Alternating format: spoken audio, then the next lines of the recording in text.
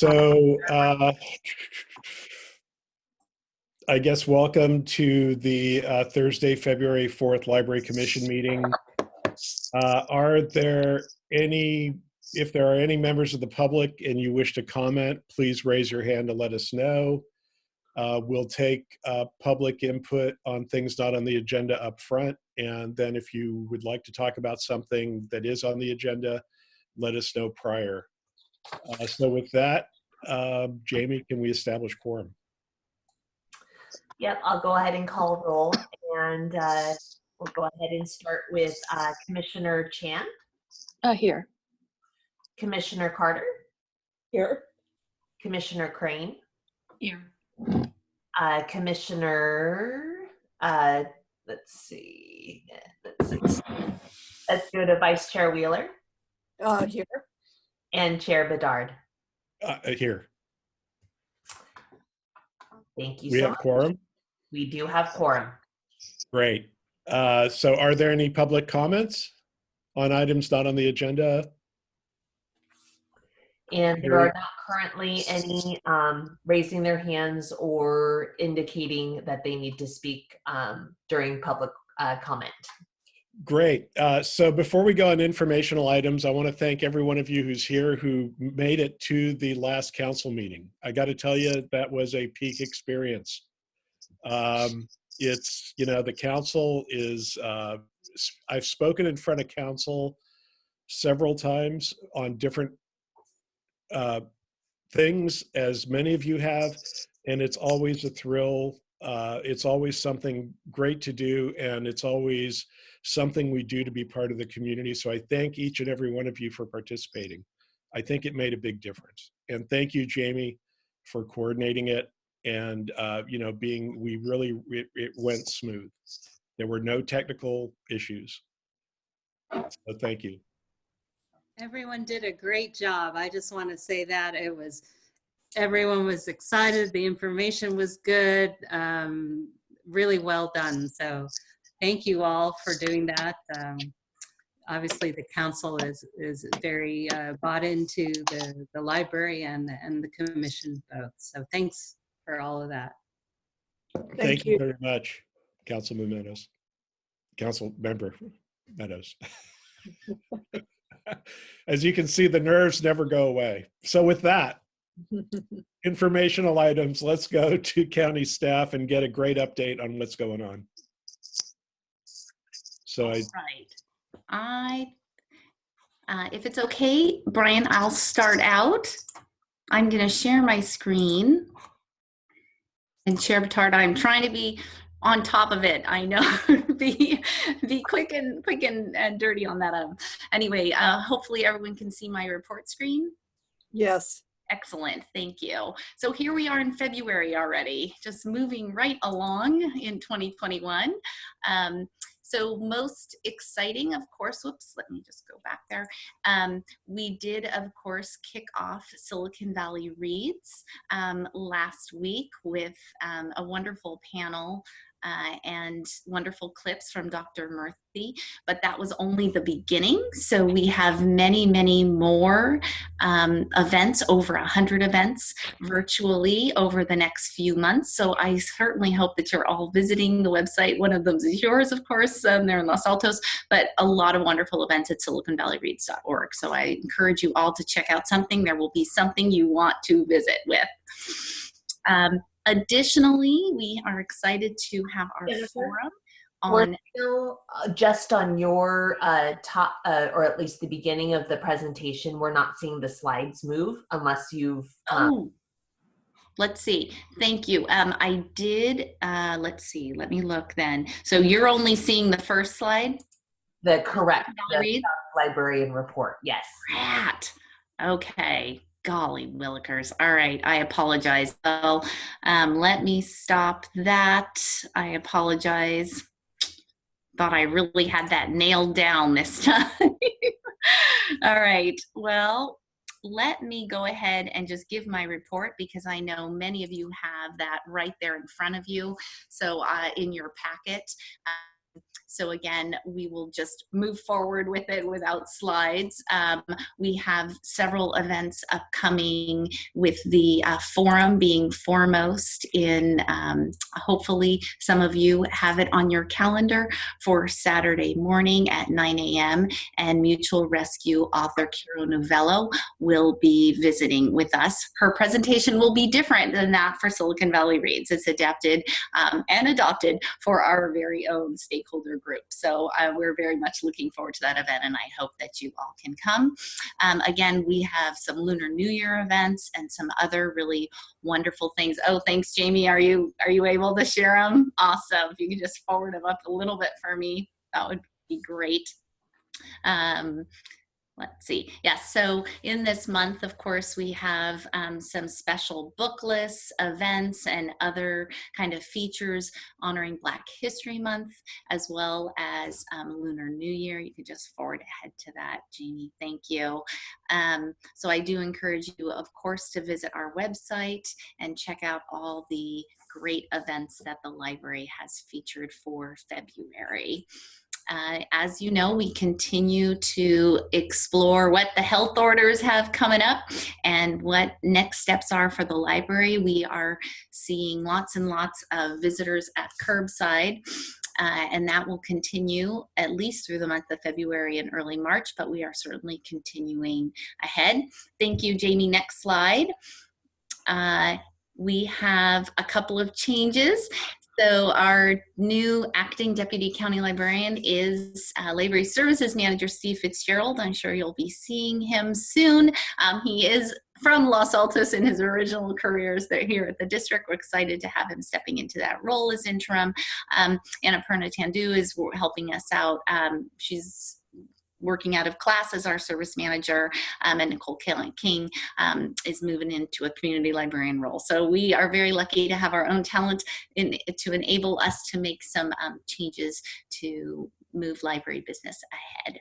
Okay, I think you can just, this of course is a really great shout out to all of the wonderful reading that our community has been doing over this last year in new formats. And so we made the Million Checkout Club with Overdrive, which is our predominantly, I would say it's our best ebook platform.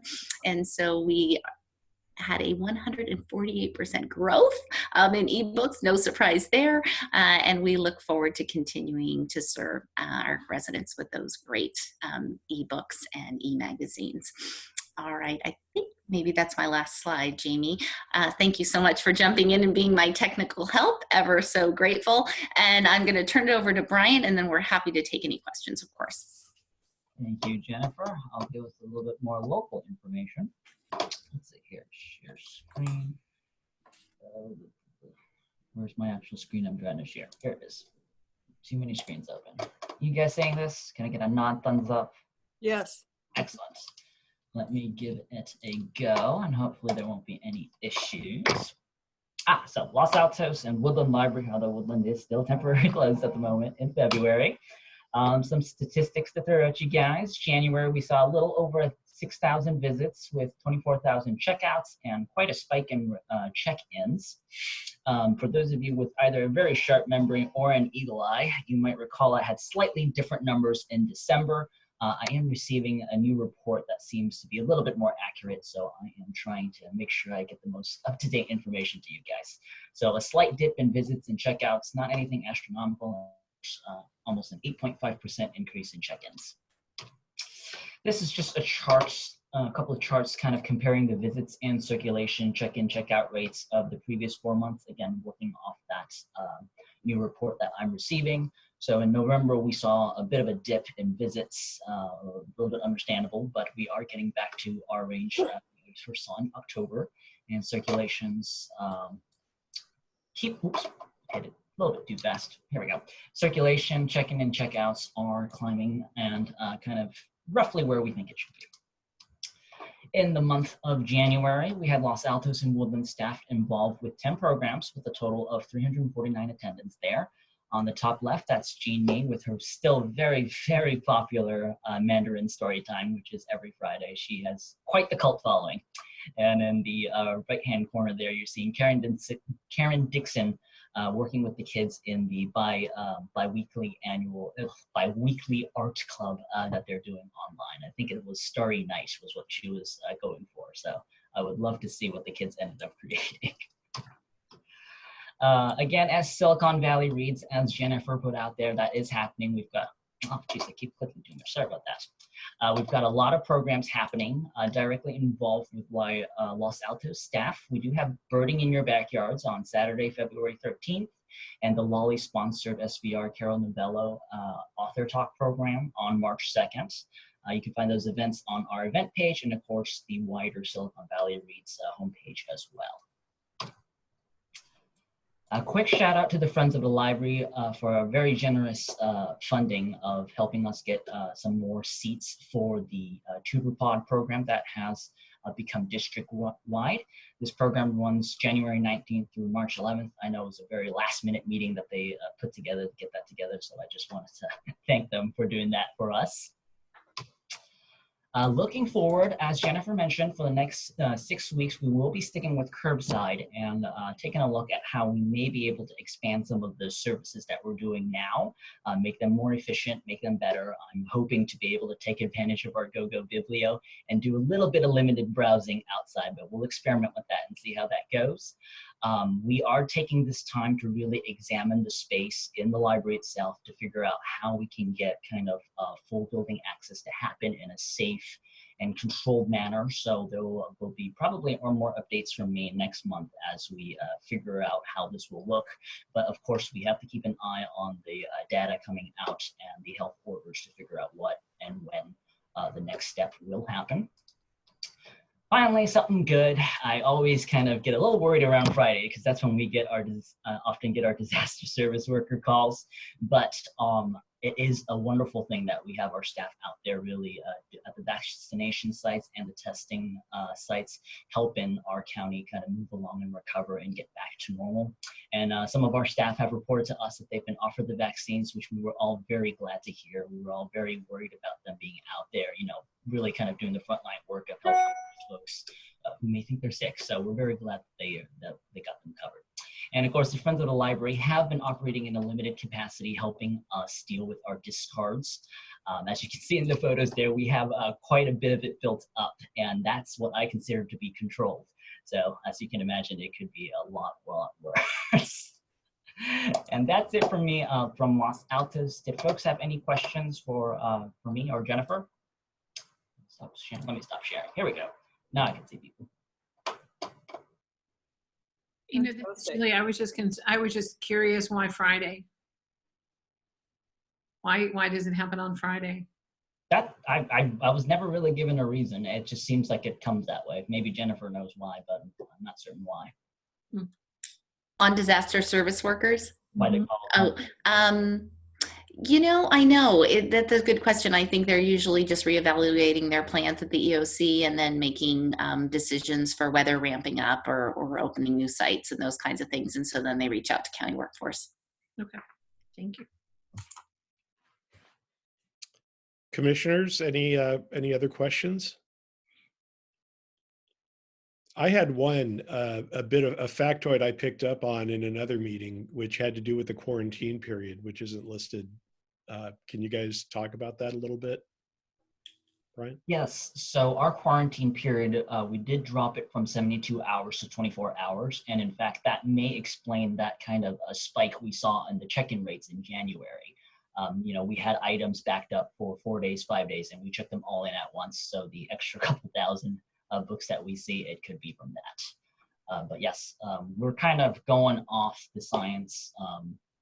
You know, a lot of the reports coming out about the how the virus is transmitted is pointing mainly towards aerosols and kind of away from physical touch vectors. So we decided to ramp down on the amount of time spent in quarantine. And already, you know, folks have noticed that their holds are coming in a little bit faster, and you know, our process has smoothed out, and we're not as backed up in a lot of the work that we do. Ying, did you have a question? No question today. And I should clarify, this is district wide. It isn't Los Altos deciding that, hey, we're going to drop it to 24. Well, thank you for the update. Very much appreciated. And thank you. Next is Catherine with the Friends of the Library. And I just want to say, you know, hopping on what Brian said about the tutoring program, just thank you. Yeah, big clap, definitely. Big clap. That's just fabulous. Thank you, thank you. Thank you, Catherine. You're welcome. So I really don't have much to report. It's been pretty quiet at Friends of the Library, except for the two things that you just got reported on in the providing support for the tutoring program, which we're very happy to do. We were able to spend some money. And the second, of course, Cheryl Evans is the muscle and the behind the processing of all the discards that the library has been doing. So I need to give a shout out to her. The only other thing I could really report on is that we are making some progress on the lease agreement, or now it's going to be a license agreement with the city. The biggest issue there is coming to an agreement upon the length of the term. And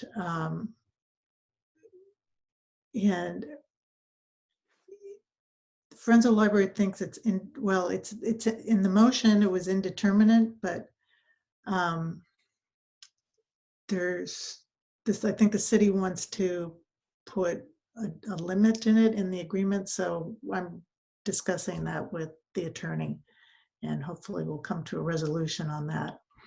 And then the second issue is we are trying to move forward on putting a slightly larger building where our portable is, so we can have a little bit more space to work, and working with Manny Hernandez at the city to do that. And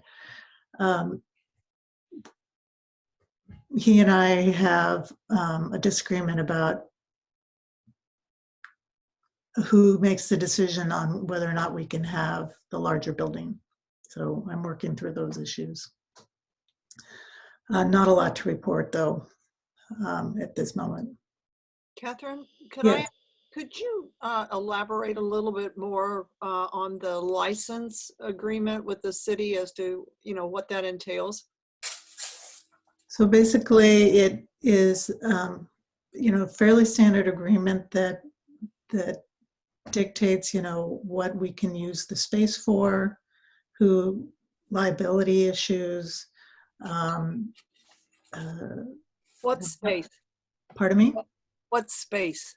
Could you specify what space we're Yeah, talking so right now we have 3 structures, and those are the spaces that we have been designated. We have our 2 storage sheds over by the police station, Okay, and then we have the one portable building, you know, across from the library. okay, okay, yes, Mhm. I understand now, okay. So you're negotiating with the city as to how long those buildings can stay there where they are, and then you're discussing with Manny getting a bigger building where the white portable is that you actually work in. Right. Is that correct? Correct. Okay. So the bigger building would fit on the exact same spot that the current building is. But because it's larger, there's a question about, you know, whether or not we need permission to get a bigger building, even though it fits on the same space. So we'll work through that. Okay. Any other questions? Thank you. We're still not taking donations. Sorry. I know that's the question I get all the time. What's going to happen with the discards from the library? So what we do with them is we go through them. We actually scan them all. And if the high value ones, we put on Amazon, or we sell through online.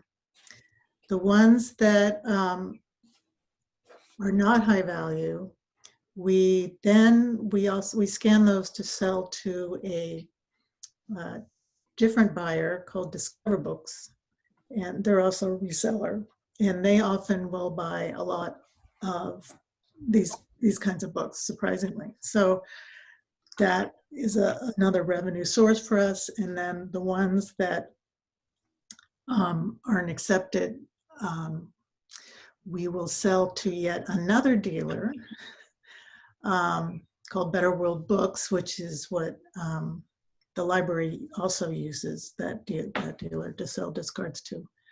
So we have a bunch of avenues, different channels that we can try and make sales on those discards. Okay. Are there any other questions? I actually had a couple, but the one, I think, Catherine, we talked about briefly the differences between a license and a lease, and how, I have some, without even looking at the contract, I have some concerns as to the city's expectations, but I guess we'll find out soon enough. The other thing is, on the reading of the contract, the lease that exists today, and again, this is my prurient reading of it, it had an evergreen provision, which essentially allowed the Friends to stay on site, by mutual agreement. And both people had to mutually agree to quit the site. But anyway, I mean, we need to make sure this gets solved to, everyone's satisfaction. And if you need any help, please let us know. I will do that. Thank you. At least talk. Yep. I will definitely be reaching out if I don't have success on my And the own. Manny thing really it doesn't distress me, but I know how things are on the campus sometimes, where you try to get things built and stuff. And I know that, maybe if we can help, we'll try to help, even though sometimes getting involved in things like this is not a help.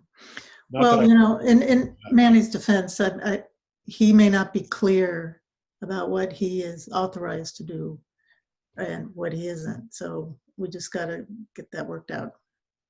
Thank you very much for the update. I mean, a lot going on with you guys, and it's good to see you still around.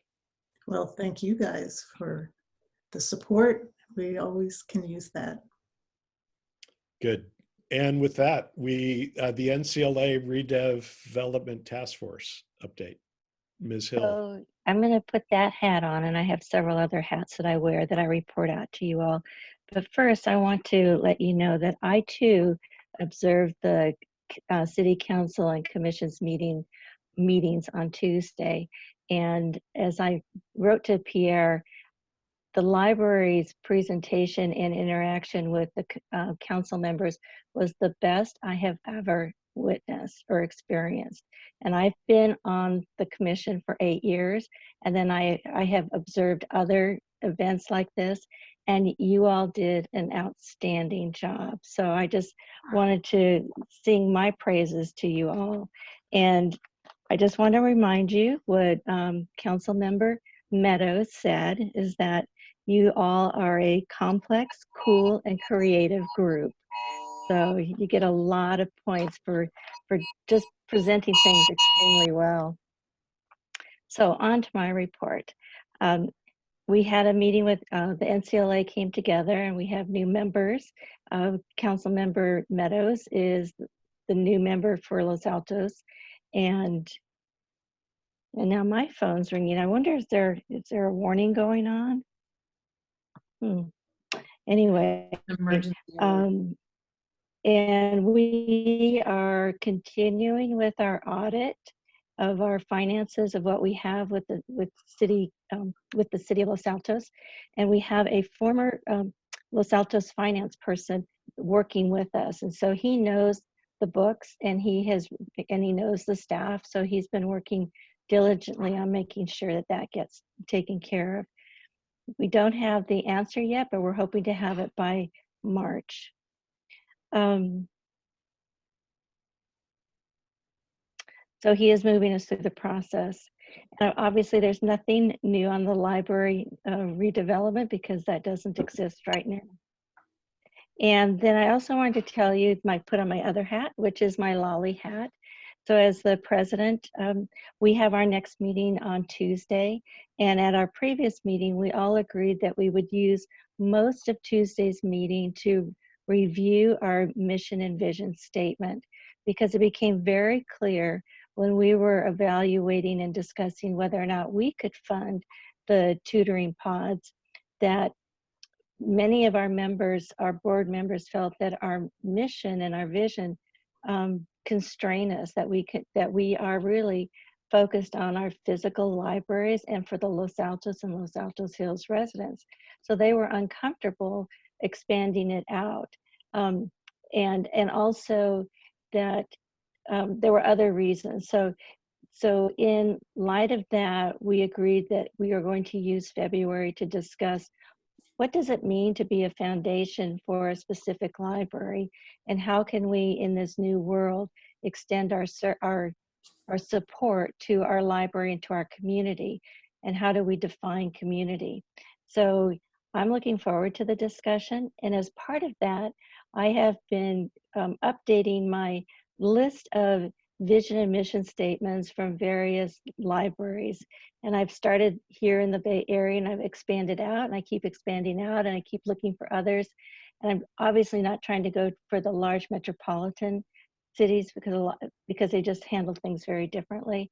And it's quite interesting that so far none of the libraries or none of the foundations have looked to how do they handle being as virtual as they are.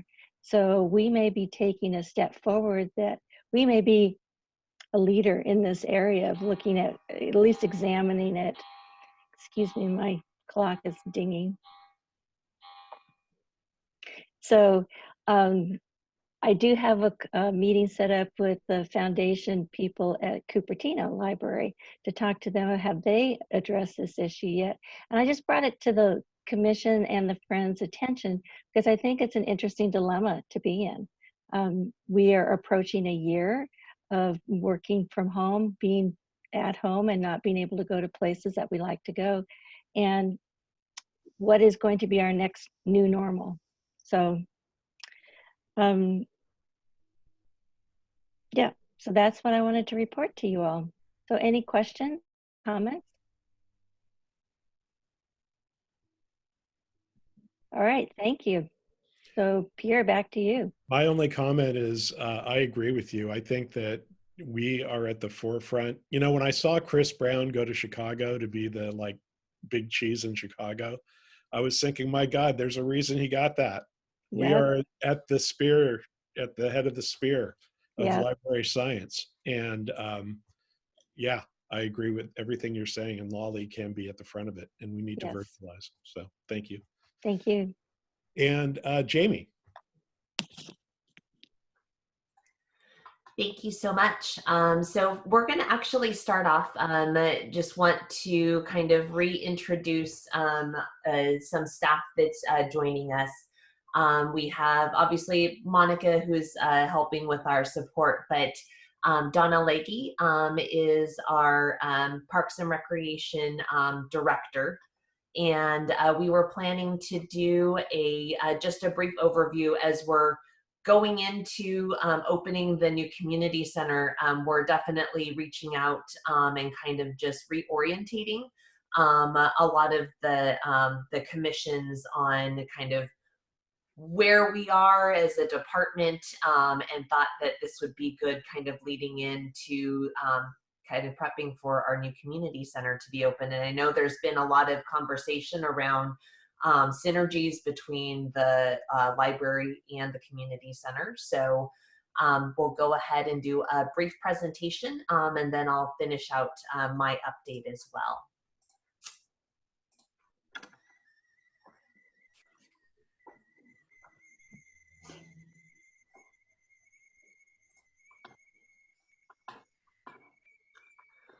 All right, so we'll go ahead and get started. So as I talked about, there's the brief introductions. Donna has joined us this evening, myself, and then there Monica Wheeler, who is obviously assisting with support of the commission.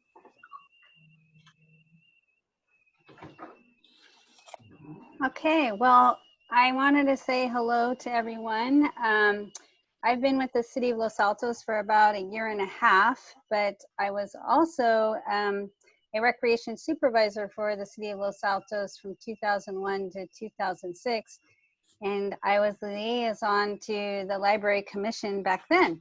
So I wanted to take this time to present sort of a definition of what our department does.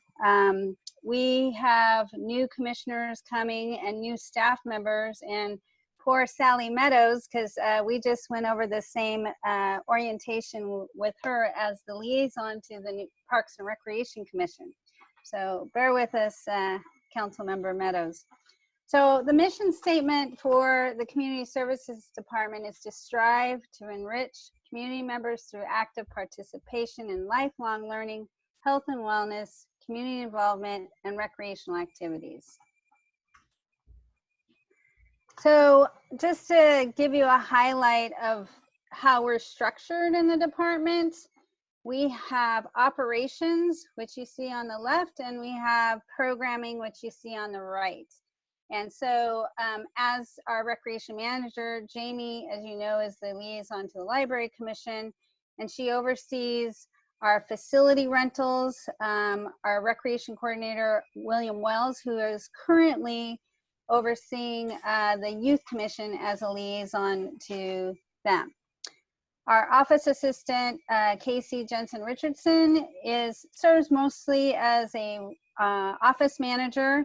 There are 4 different part-time employees that help support the clerical and registration, information and referral services for the department, and in a lot of ways for the city as a whole, since we get a lot of the phone calls. So Monica is also supporting the Library Commission, while Casey supports the Parks and Recreation Commission and helps us with our videos and posting of the agendas.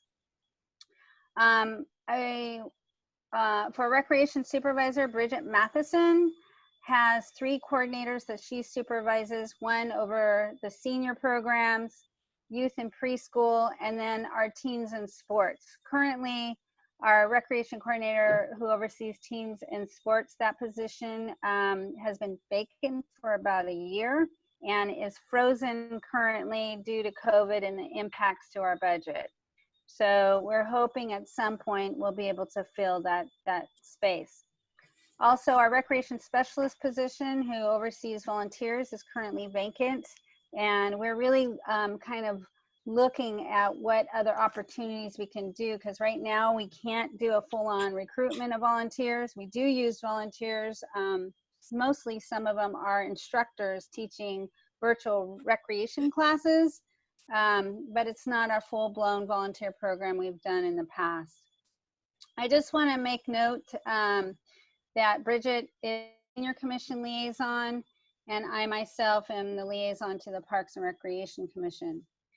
In the gray box to the upper right, I just wanted to show that the Maintenance Services Department oversees the maintenance portion of our parks and our facilities, so we have a very close relationship with them. I kind of joke and say, we bring the people and we bring the trash and they clean up. So we want to be in good relationship with them. Also, the engineering department, I just wanted to make a point that they oversee our capital improvement projects. So again, we work very closely with them to look long-term at how we can improve different facilities. And they are overseeing as the project managers for the community center. Okay, Jamie, thanks. So our department is divided into several different categories.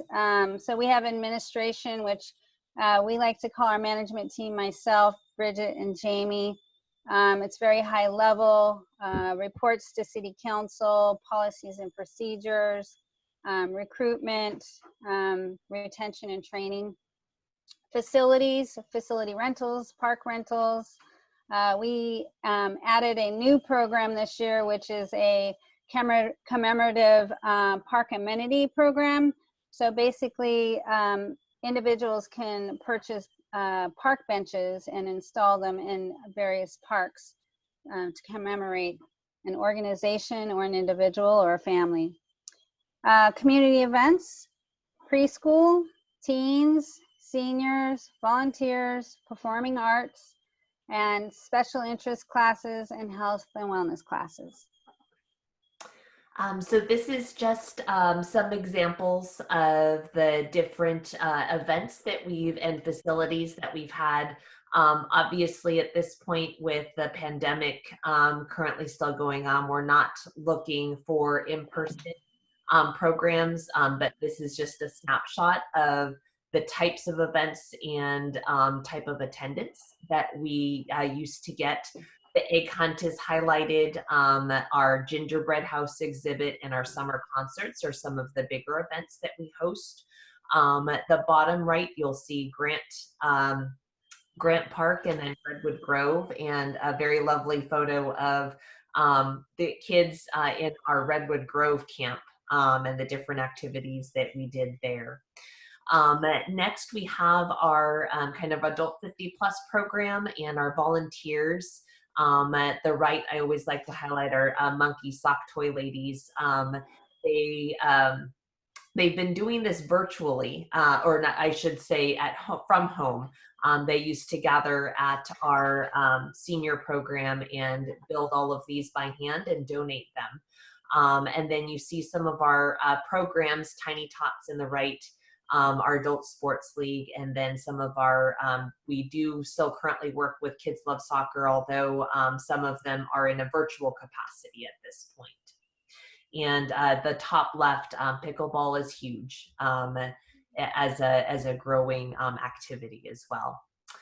To highlight some of these, and I think it's important to note that at least some of these that we're highlighting leading in to at least the current and last year, 18-19 is kind of where we saw kind of regular programming before we started adjusting for the building of the new community center.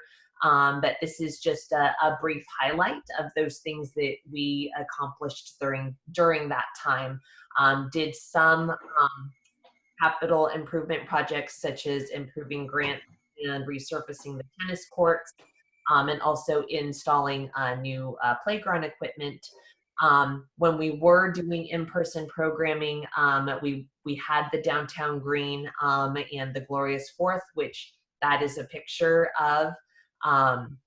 And then also to continuing to partner with some of our commissions to offer some additional event programming as well.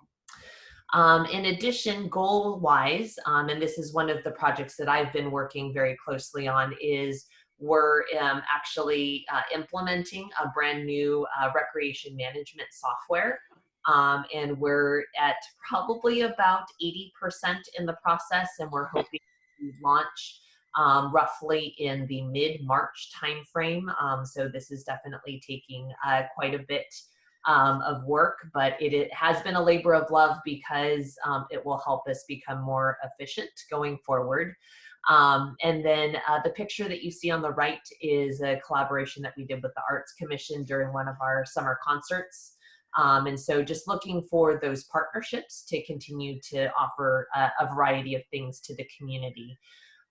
Before the pandemic hit, we were looking when Hillview went down to increase usage at our other facilities, but the pandemic hit and that definitely changed the use, as most of our facilities are closed at this point. We did successfully transition as we work towards constructing the new community center. And we are looking to rebuild our team programming and obviously continuing our team transition pretty well to going virtual once we got into the midst of the pandemic. Our team is pretty resilient in that fact. The last just kind of interesting facts.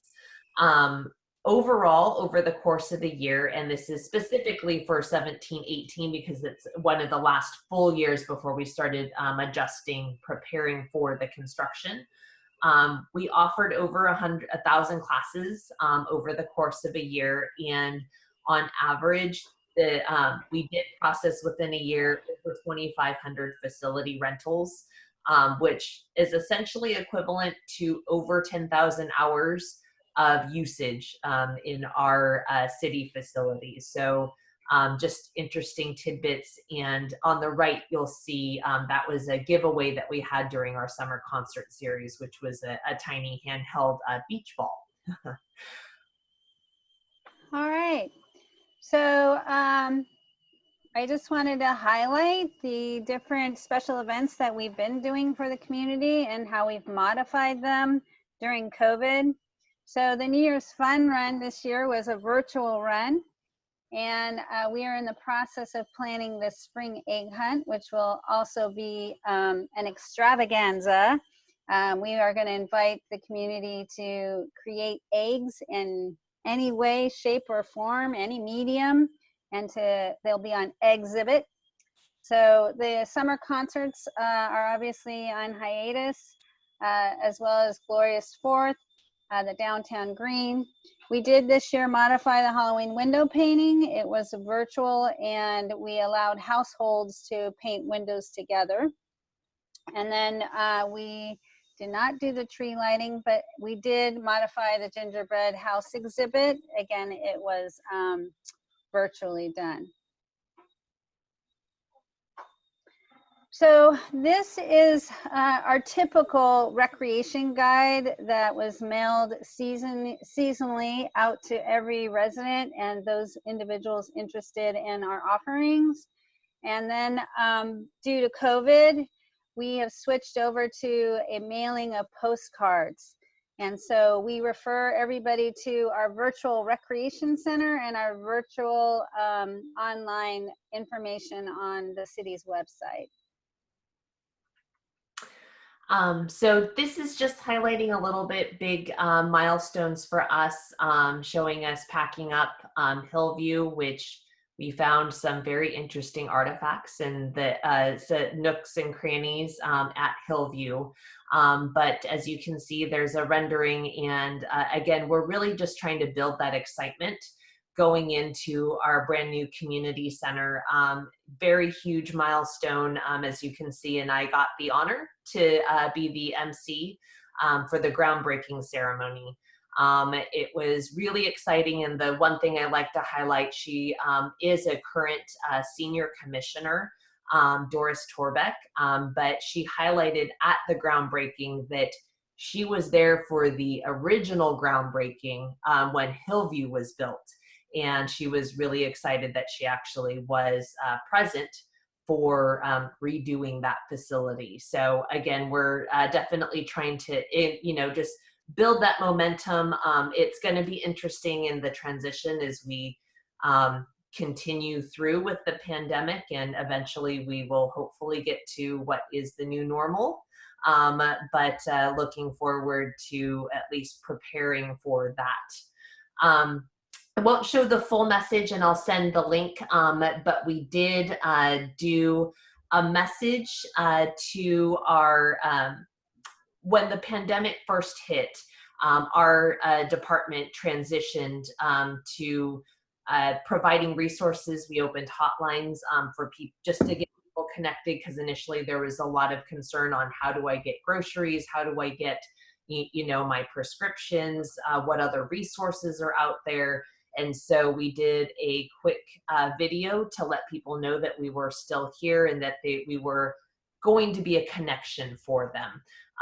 I've tried this, and it's a little bit laggy, so I just wanted to kind of show the snapshot, and then I will forward a link so that you can take a look at that. Whoops. I'm gonna go to the next. Whoops.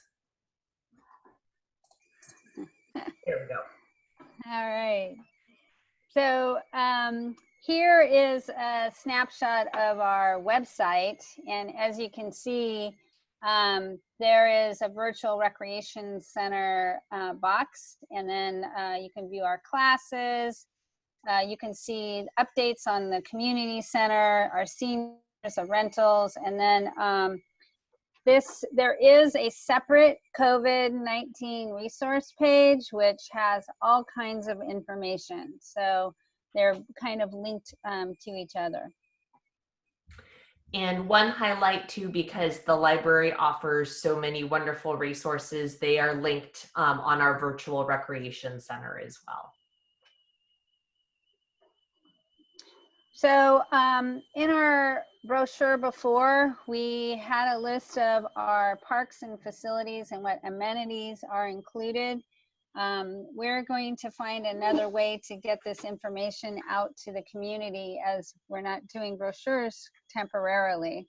But this gives you an idea of the different amenities and parks that we have available to the community. We have 11 parks, 1 nature preserve of approximately 45 acres, 13 playgrounds. We have restrooms in our parks. Also, the Parks Department does litter pickup, and we have, of course, ongoing work orders for not only the parks, but the libraries and other city buildings.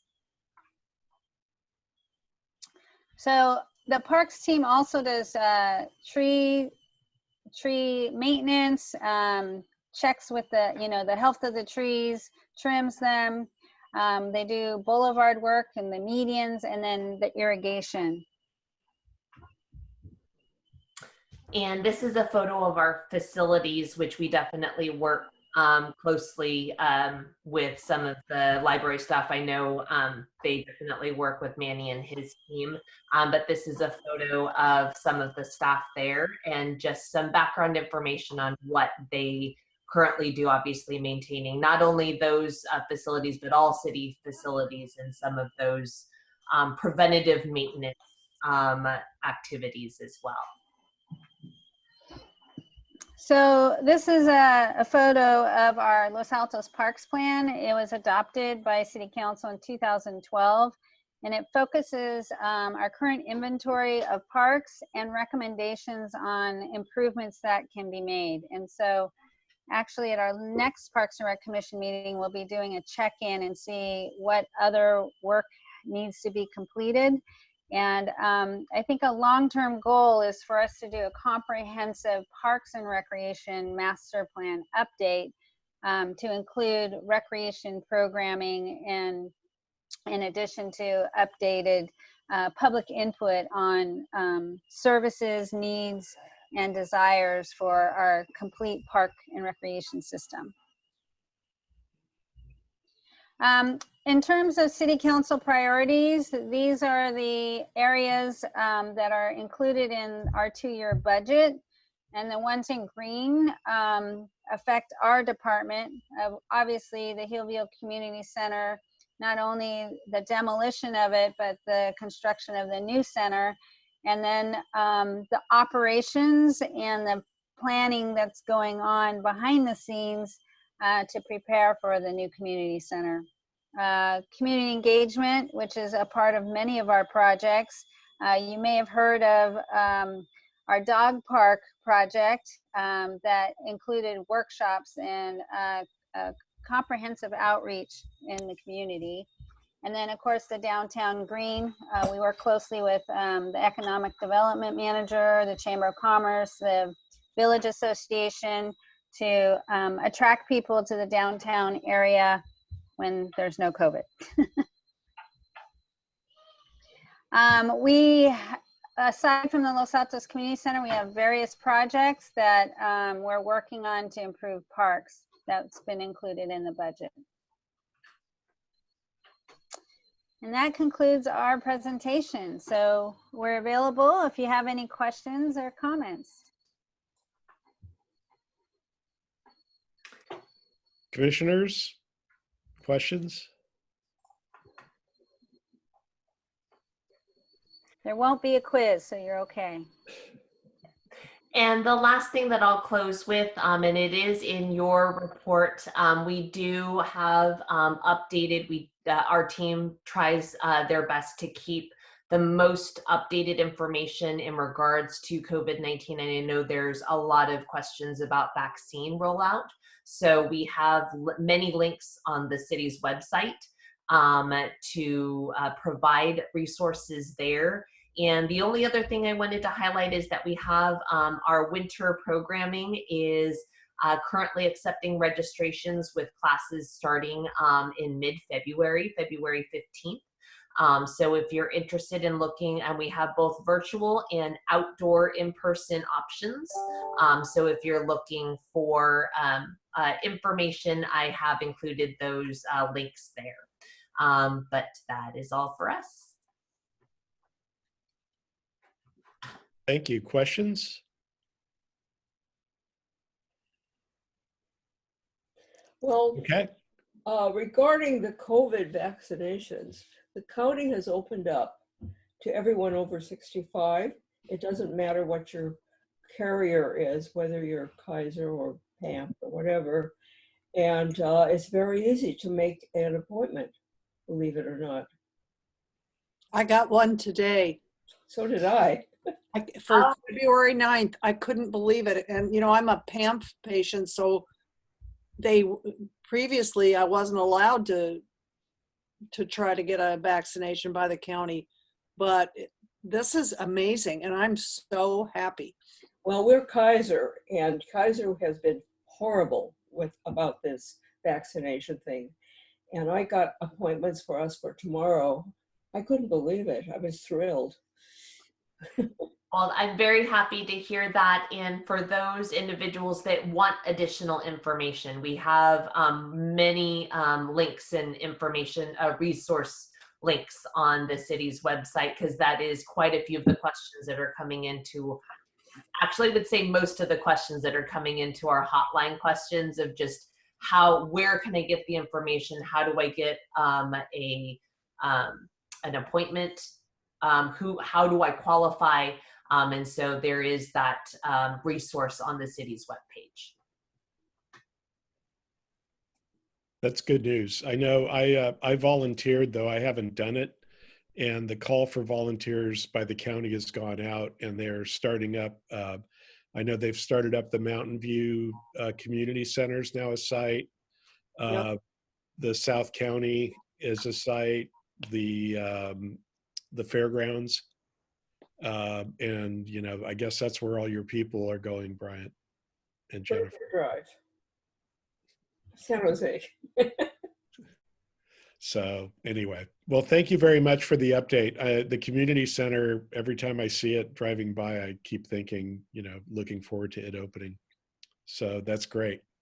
So with that, I think we're on to our next phase of the agenda.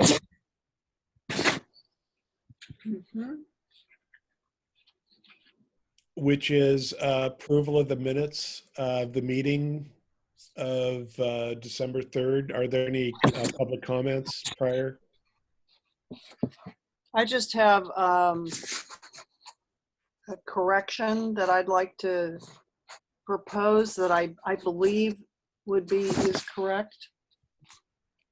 If you go down to number 9, Awareness Subcommittee, the very last sentence, I believe it would be more accurate to read, in addition, the commission provided feedback on the latest monthly town crier ad, period. And then the new, and then the next sentence should be Chair Bedard described his use of the new Book Dash program. Yep, I can definitely make that correction. Okay, because we're not allowed yet to create we had an ad for Book Dash, but it's a limited rollout, and Brian can explain that. And so they don't want it to be overloaded. I think Los Altos is where they launched it. And I think the other important thing is to note that it is not available to everybody. You have to have a condition, you have to not be able to go to the library and wait in line, etc. There's qualifying categories or criteria in order to be eligible to use Book Dash. But And we'll talk about that during the services meeting. I wrote a write-up on actually using Book Dash, a secret shopper thing that goes into that. okay, great. All right, but Is there any friendly mechanism we need to do to modify the minutes, or is it just modified? That's the question. It would be best if the person who motions to approve as amended. Okay. So because I made the amendment, I think it would be better if somebody else made the motion to. I'll make the motion to accept the minutes as amended. I second. Can we have a vote? Absolutely. Commissioner Carter? For, yes. Commissioner Chan?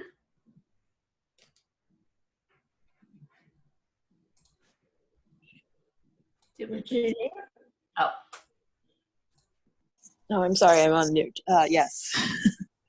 Commissioner Crane? Yes. And I think Chair or Commissioner Liu had to jump off, unfortunately. Vice Chair Wheeler? Yes. And Chair Bedard? Aye. All right, motion passes. I was trying to combine both of those words, then that doesn't work. Great.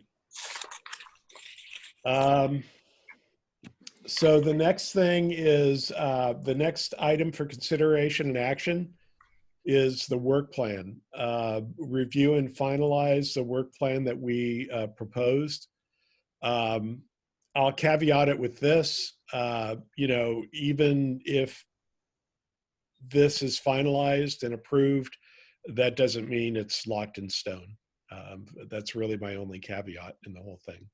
So with that, I mean, that's the item for consideration is the work plan. Do we want to project it and discuss it? Or should we discuss it as part of the commissioner reports and comments? That's a question. I mean, that's not a question for action, I guess, more of a rhetorical question to the commissioners as a whole, if you have an opinion. I have an opinion, as usual.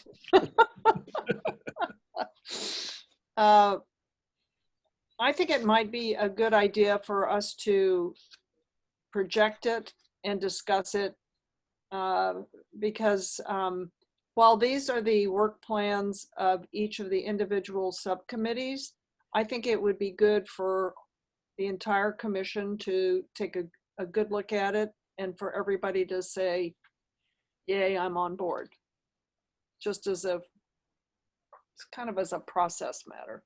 Okay, that's precisely the type of feedback. I don't know, Jamie, if you want to project the work plan and we can go from there. Yep, happy to do so.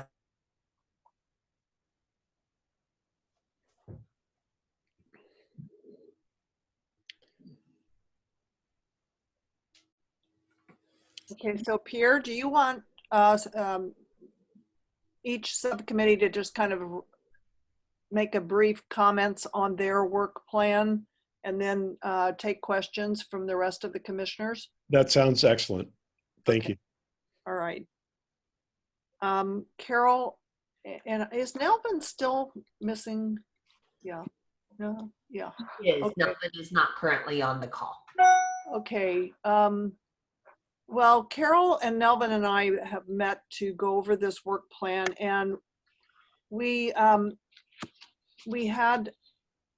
broke it up into the Los Altos, that's supposed to read main branch, Okay, so that's a correction that needs to be made in the second column. And the Woodland branch. Our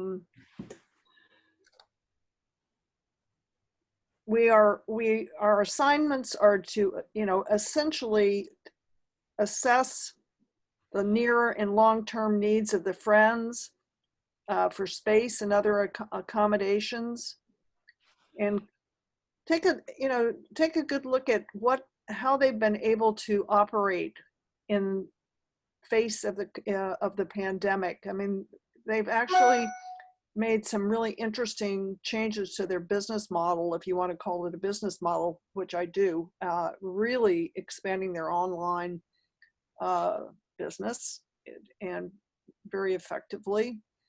We're in the process right now of evaluating feedback from patron surveys.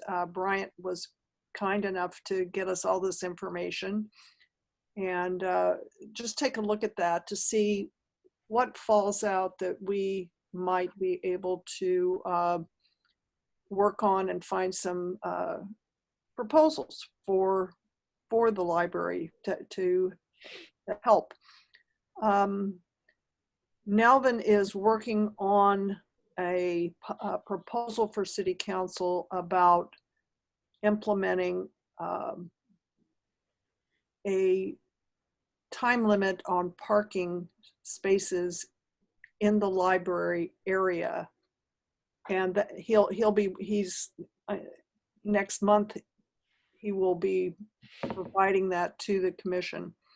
And then for the Woodland branch, this is a work in progress. We are really working hard on this to come up and working very closely with Bryant, who's been just such a wonderful partner to work with. I just want to say that, Bryant, before Rose comes back as community librarian, who is also a fabulous person to work with. But we really appreciate everything that you've done for us. But we have some great ideas. We think they're great ideas for Woodland that we think are very cost effective, that would help that branch and the community as a whole. And that's what we want to continue to work on. So with that, I'll take, Carol and I can take questions. One of the questions that I have is about the history of the Woodland branch, how it happens that Los Altos, which is a relatively small city, has 2 libraries, and most of the cities of the county have only 1. So I am very curious about the history of the Woodland branch. I mentioned to Brian that if he could find the time in his very busy schedule to get me some information about that, I'd appreciate it. Certainly, and of course, it's my home library, so I should know a little bit more about it. It is fascinating. Mm-hmm. I understand. I thought it has something to do with the fact that, our library is a joint Woodland, Los Altos Hills, Los Altos, but I don't know. So that would be good. Well, there's also, I'll raise my hand. The thing about infrastructure, we tend to look at infrastructure as hard facilities. But what is library infrastructure? What limits you? Where else would the library be? Anyway, sorry, but no rhetorical questions taken. No rhetorical questions. Catherine? So, Freddie, to the first point that you have up there, I'm delighted to see that you are considering the Friends of the Library's needs. If you wanted one of us to come and talk to your subcommittee about what our short and long-term needs are, we'd be delighted to do that. Thank you, Catherine. We meet at least once a month separately. Mm-hmm. And we'll definitely love to take you up on that and invite you to one of our subcommittee meetings, and that would be great. Thank you. Thank you. Well, also, if the Friends have issues in terms of infrastructure, the subcommittee can help whatsoever. Either, that would also be good. If there's any interference, we can help and run, as an adder, certainly not to take over. But if there's any way we can assist them in moving forward, with whatever happens, to be honest with you, there's always going to be something. So. But thank you very much. Ooh, and now we go to services. So, it's myself, Regina, and Julie who are all on. I'll just talk about it really quick. Ying teed it up and did a great way of just looking at all the services. And we have come up with a list of what's online, what's available, what's available in real life as opposed to online. And going through those things, the library really gives a lot of services that I just don't think people understand and people know. Things like the book dash, I wrote up, and I'll distribute it. I wrote up a book. My wife is you have to be over 65 to get book dash. That's number one, the first thing they establish.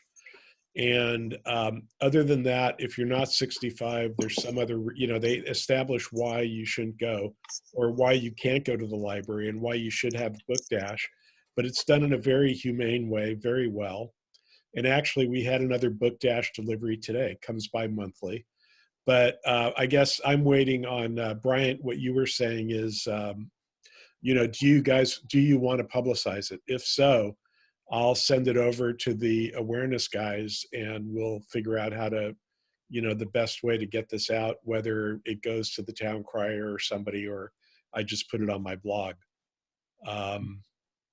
But anyway, enough of me. I know Regina and Julie have opinions, and Regina's done some great stuff with just munging the data.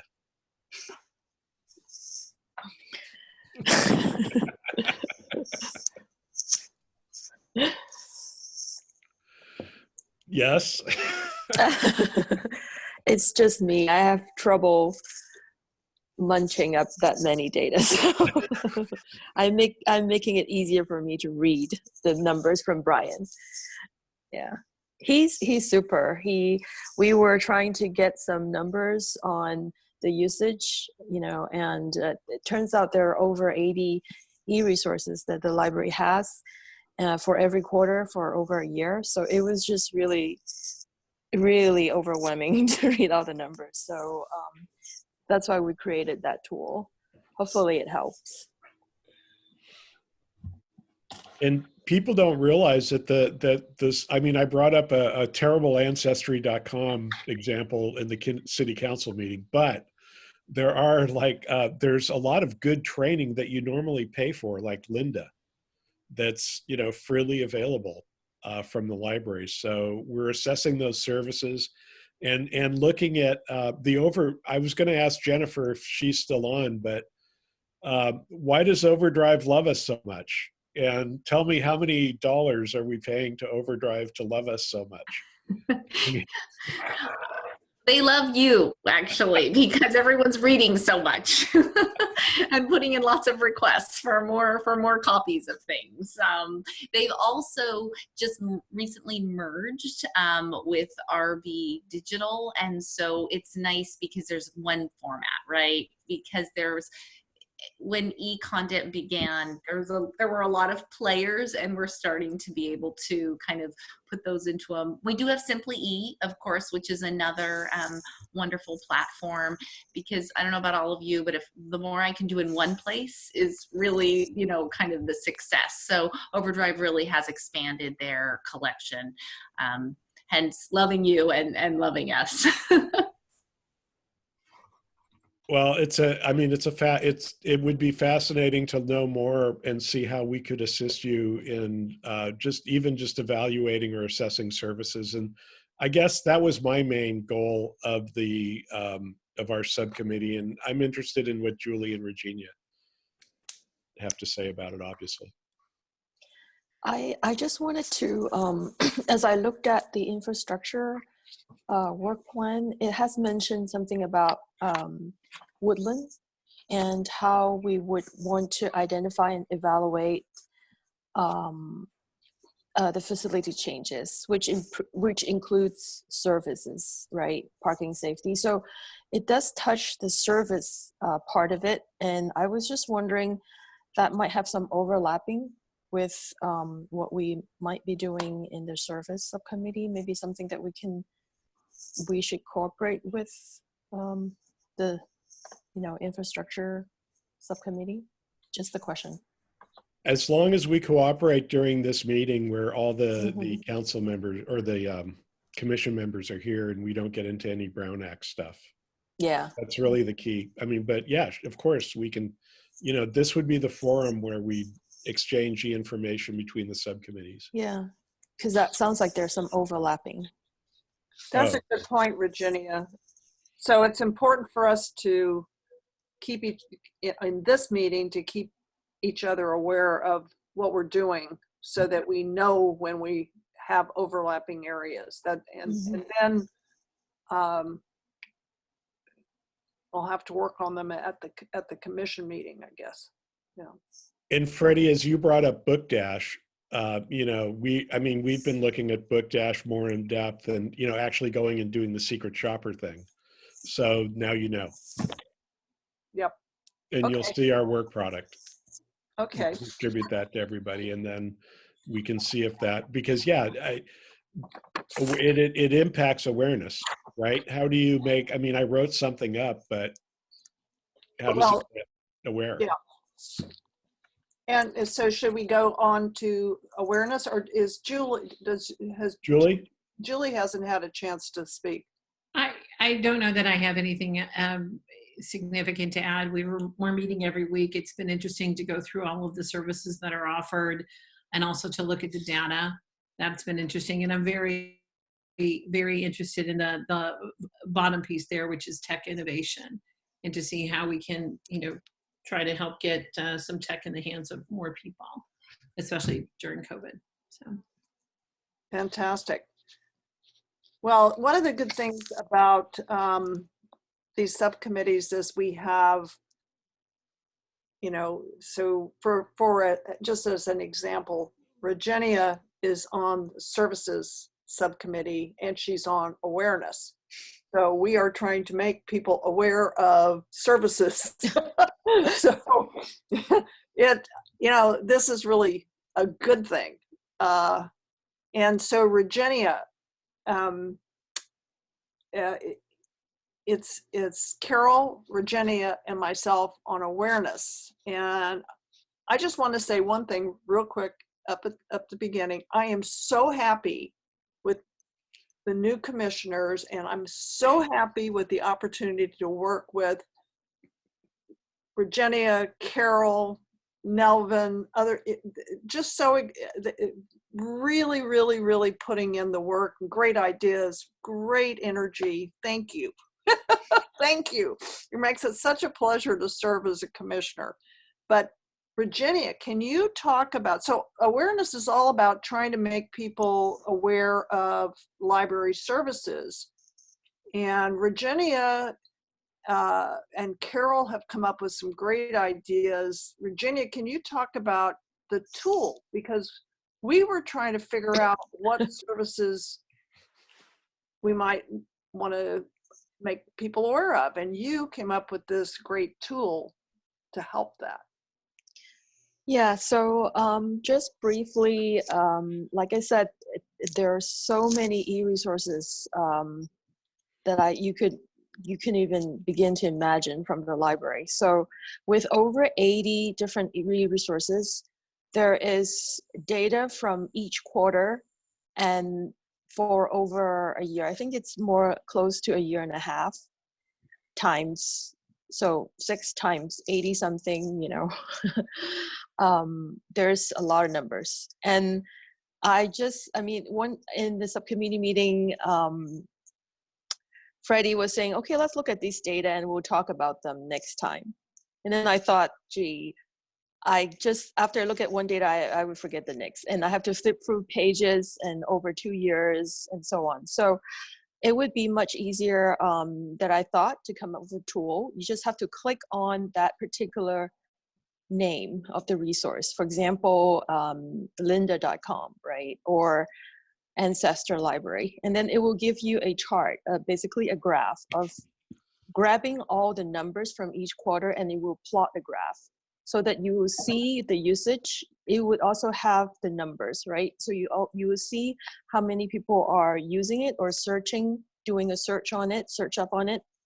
And then you can try to see a trend so that you could identify, for example, this is a resource that people are very well aware of, or, oh, this is a great resource, but nobody's really looking at it. So we can decide, for example, for our next ad next month, do we want to promote or put an ad up for this? So it's just much easier to see because there's just no way to go through that many resources with that many numbers.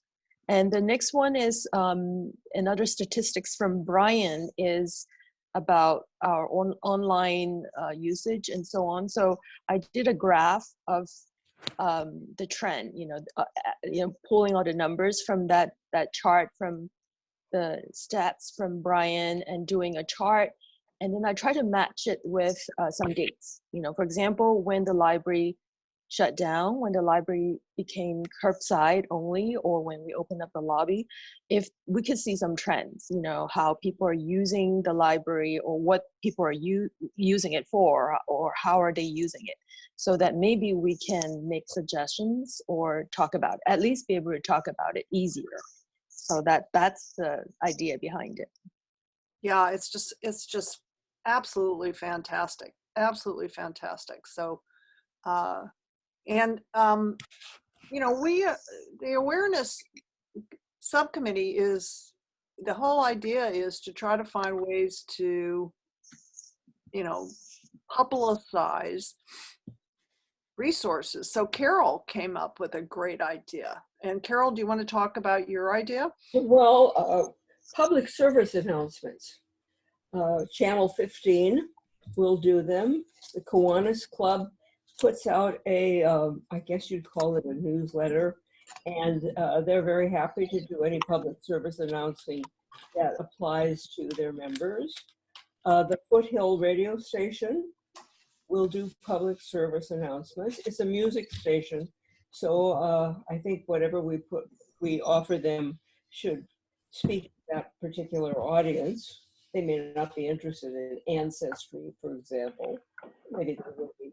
And I think that if other people on the commission, besides our subcommittee, have ideas of places that would do public service announcements, we could, expand our area of contact.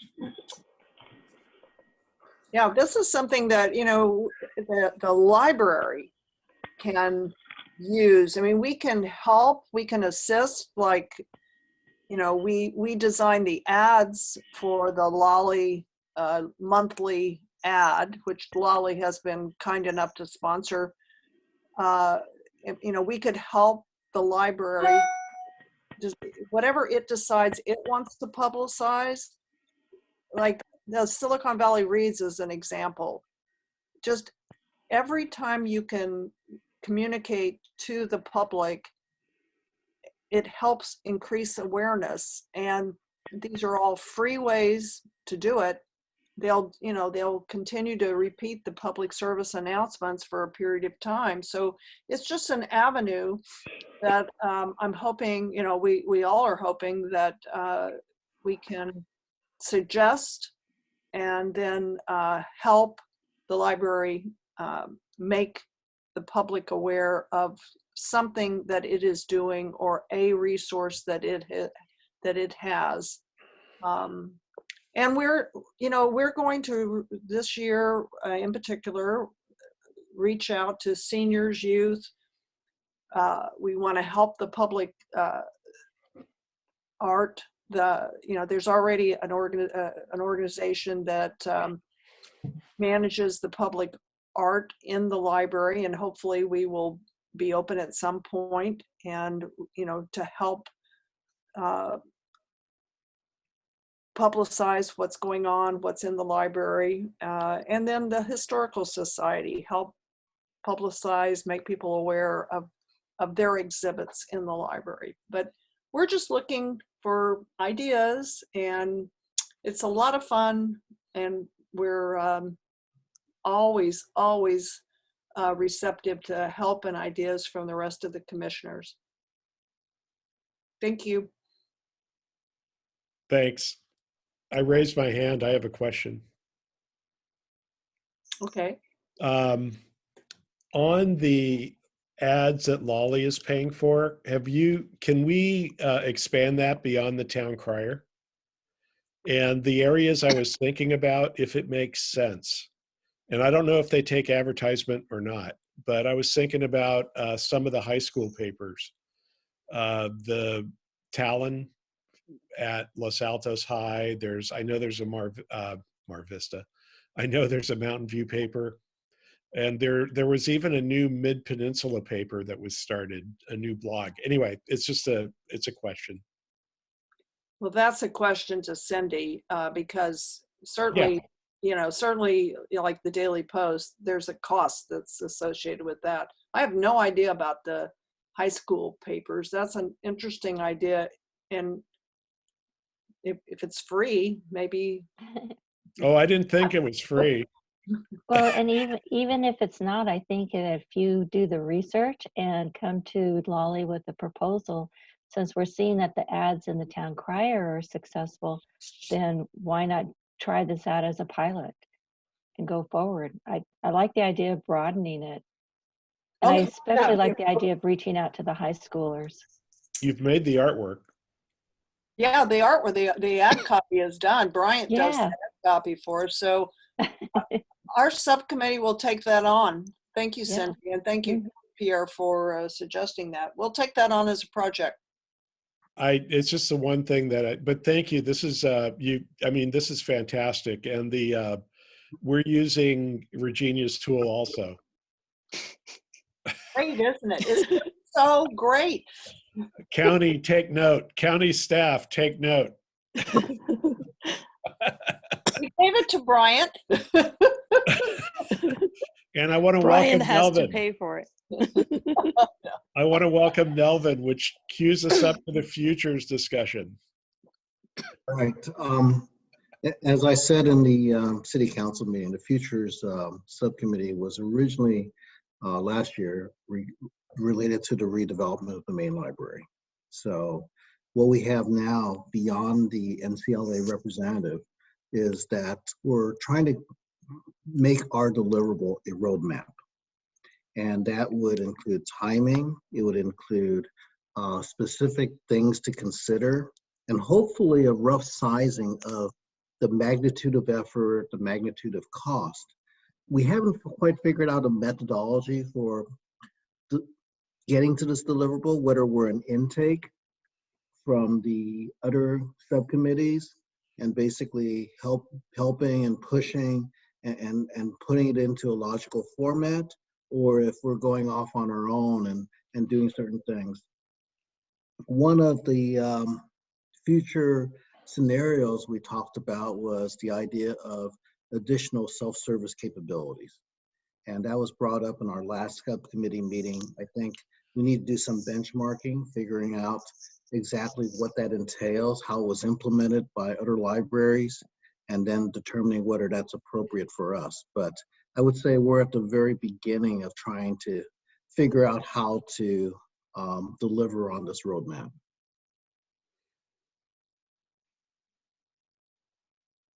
Thank you. Questions, commissioners, anyone?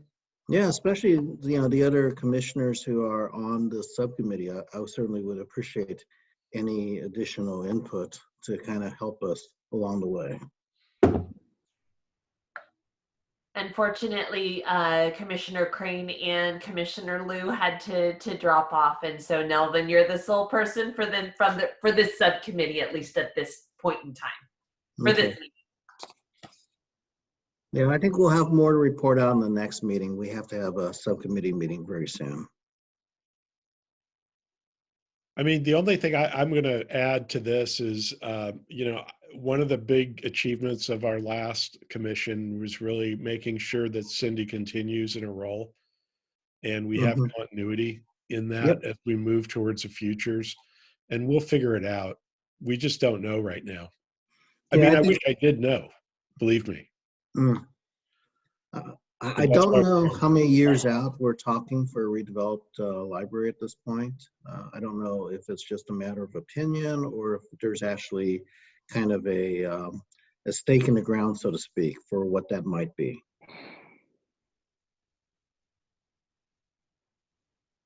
The question is to... It's an open question. If anyone has any information, that would be good, because otherwise... So, well, I listened into a very large portion of the City Council strategic planning session last Saturday, and the library was listed, and then the library was unlisted, along with a few other facilities, because of higher priorities. So I think that right now, because of other priorities and the financial status and the rehiring of staff, they have to fill a lot of positions and then get them oriented and up to date. It's going to be a couple of years at the minimum, and probably more than a couple of years. Are we talking the 5 to 10 year time frame, probably, or more to 10 to 20 year time frame? Well, since I am an optimist, I would say 5 to 10. But I think that what the commission is doing right now in making people aware, this outreach program that you have going and the communications, I think this is excellent foundational work that will get people to realize what an asset we have and where it stands in relationship to others. And then they'll start to feel the pinch and the need. And so we need more community awareness and support. And that takes a few years. So keep going in this direction, and let's keep talking, and we have to take the pulse of both Los Altos and Los Altos Hills in order to put a measure on the ballot. So I'm in it for the long haul. Yeah. I want to add to what Cindy is saying. I think that our role right now, even before you think of building a new library, even before you think about what that library is going to look like, we need to get something on the ballot. We need to secure the funds. I'm undergoing, as some of you know, I'm undergoing a major remodel right now at my house. First thing I had to do was make sure I had the funds. We need to do the same thing. Our citizens, this is my personal opinion. I believe our role is to get something on the ballot as soon as we can that makes sense, that has a chance of winning, to secure the funds to plan for a new library. That's it. That's what the NCLA is for. That's what that authority is there to do. The city councils decide to put it on the ballot. We get their support and we put it on the ballot and we leave it to the voters. I don't know what else we can do. We can want, we can wish, we can do whatever we want, but until we get those funds, much like what Campbell's done. Campbell has the money, right? I see Jennifer's nodding her head. They went about it. They got the money. Now they're figuring it out. It's working itself out. I think how do you put a timeline on that? I don't know. Pierre? And Chair. When you talk about redoing the library, are you just talking about the main library, or are you also talking about Woodland, which really needs a lot? I mean, it is so shabby, and under, the big piece of land could have additional library on it. So don't you think that should be part of the package?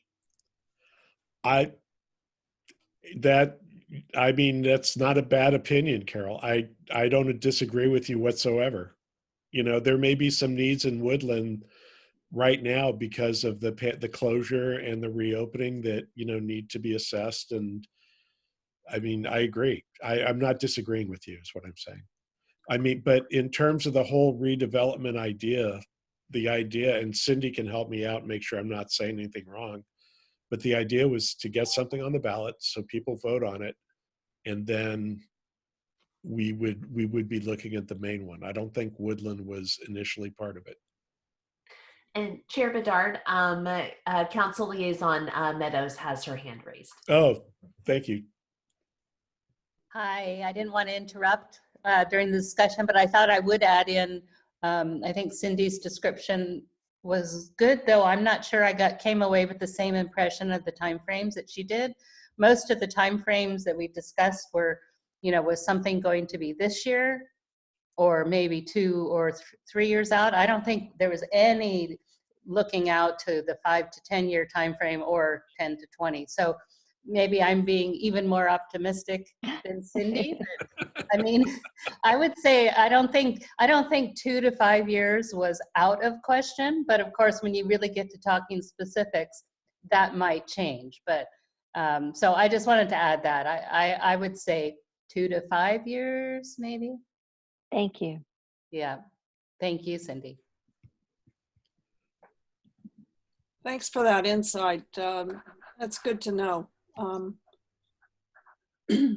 It's going to be just to my 2 cents. I think so much is going to depend on how long it takes businesses and jobs to recover, and what the financial health is of the community, and you know that's going to determine its tolerance and its optimism for wanting to build a new library. So let's all just pray that after we get this vaccine widely distributed, that our recovery is really a good one, because then I am very optimistic. I think people are going to be so happy that things are back to normal that they may be very optimistic about doing some things. So at least we'll see. Mm-hmm. I think it's best to be optimistic. That's a very good message. I think it's a better way to live than being pessimistic. Okay. I am sorry, I'm trying to get my agenda back up real quick. My apologies. And Chair Bedard, if we could get, because it is draft and like you said, it is a living and breathing document, but I think if we could have a motion and a second to kind of adopt this as framework for your work plan for 2021, that would be great. And then obviously it can be a continuing living document that can be amended as needed. Thank you, Jamie. Do we have a motion? I'll move to take the work plan as presented and have the commission adopt it as its work plan, recognizing that it's a living document. I'll second that. Jamie, can we have a roll? Would be helpful if I take myself off mute. Commissioner Carter. Yes, I agree. Commissioner Chan. Yes. And Commissioner G. Yes. And Vice Chair Wheeler. Yes. And Chair Bedard. Aye. Right. Passes. Thank you all.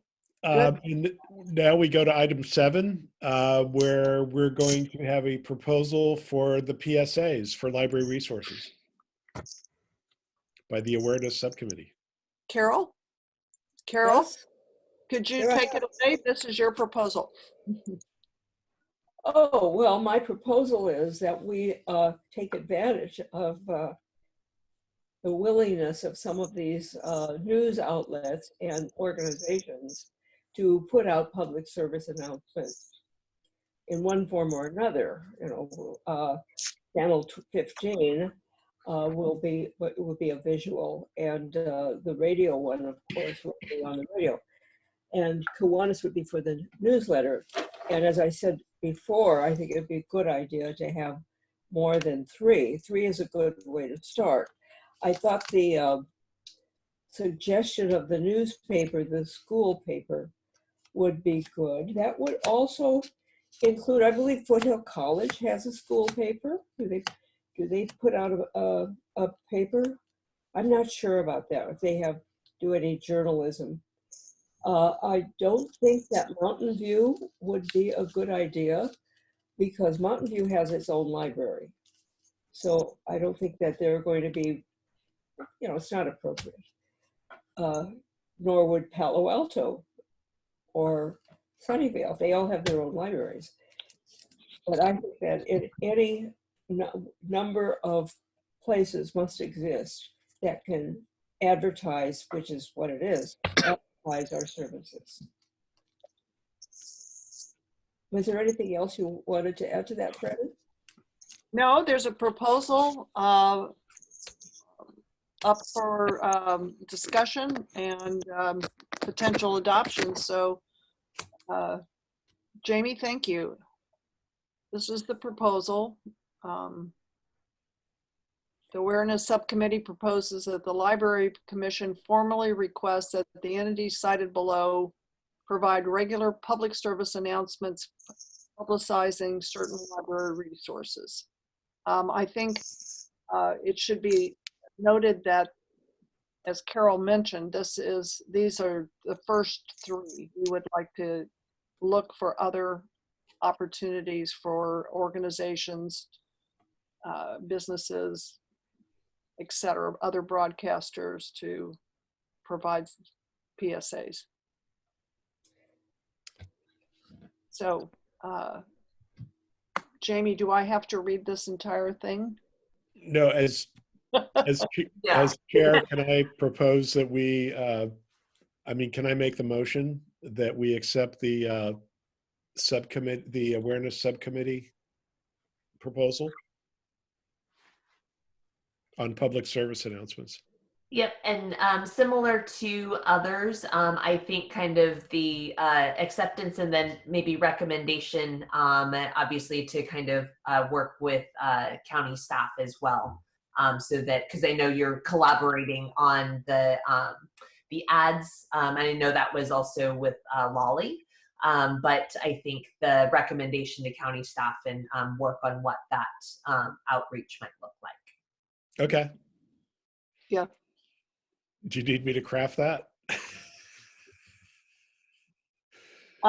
Maybe I could just say that in addition to the memo to the Library Commission and the county librarians and to city staff, that this proposal also includes that all of the public service announcements would be produced in coordination with the county library staff, and it would be at their direction that these public service announcements would be prepared. We would be facilitating this, but they would be the final arbiter of what is advertised and the content of the advertisement, as they are now for the Lolly ads.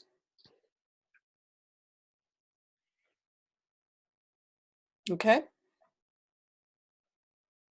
So is there a motion? I'm sorry.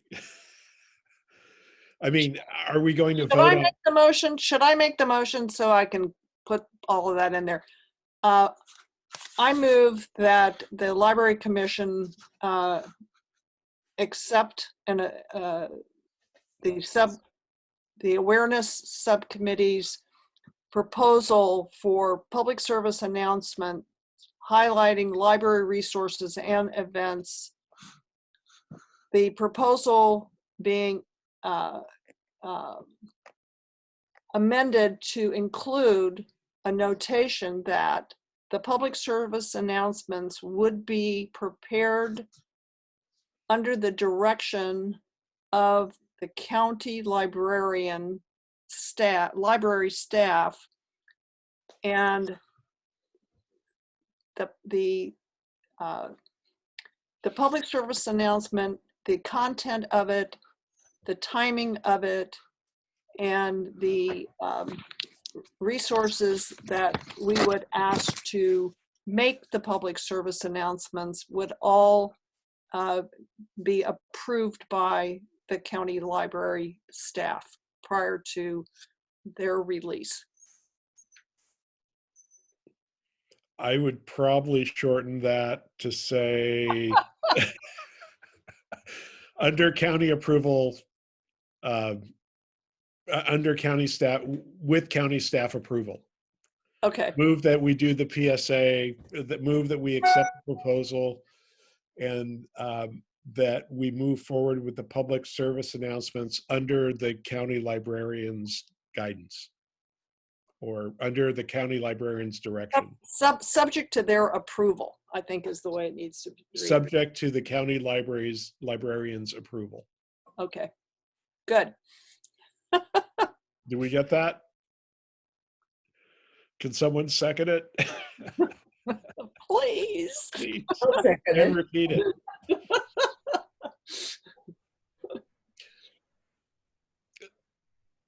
Okay, so Jamie, do we need a vote? Yes, we do. So the motion on the table crafted kind of a but motioned by Vice Chair Wheeler, seconded by Commissioner Carter. We'll start with Commissioner Carter. Yes. Commissioner Chan. Yes. And Commissioner G. Yes. Vice Chair Wheeler. Yes. And Chair Bedard. Yes. Thank you. Which brings us to item 8. One of my favorite topics, the Los Altos City Council meeting schedule. We know that Council Member Meadows will likely be there, but some of us also should. Absolutely. So given that we have some new commissioners, I thought this would be a good topic to just briefly go over, but included in your packet, and I'll make this just a little bit so that you can see it. Essentially, if there is, and we are a joint commission between Los Altos Hills and City of Los Altos. And so if there is an item that has under the purview of the Library Commission on the agenda, it's more of attending or following kind of the discussions so that the Library Commission can bring that information back to the full commission, or to provide some insight as to the discussion that was had at those council meetings. And so essentially I've listed from this month, February, through the remainder of this year, December. And I did basically go in alphabetical order by your last name, with the exception that I rotated Los Altos Hills between our 2 Los Altos Hills commissioners. Los Altos Hills has their regular schedule as the 3rd Thursday of the month, while the City of Los Altos is the 2nd and 4th Tuesday of the month. So Los Altos Hills is alternated between Commissioner Chan and Commissioner Liu, while the other 5 remaining commissioners for the City of Los Altos, going in alphabetical order by your last name, through the remainder of this year. And again, the agendas are always listed in advance, and you can sign up to receive notifications through the City of Los Altos website for when information is posted. But if there is a topic that is related to the purview of the Library Commission, it's always good to be aware of those discussions that are going on. And so this is the general schedule that has been put and we can obviously adjust. And I will say there are many other special meetings and sometimes work study sessions that they have that also might have some topics come up that might affect the library commission. So that is the intent. And then open for questions, or if we do need to amend. In previous years, the commission wanted it separate, where the Hills commissioners followed their council, and then the city commissioners followed their council. I've also seen commissions where they wanted intermix to mix, so that they were aware of what was going on in the city commissioners with the town and the town commissioners with the city. So this is the draft at this point, but we can definitely make adjustments if needed. Jamie, do we get an invite? So great question.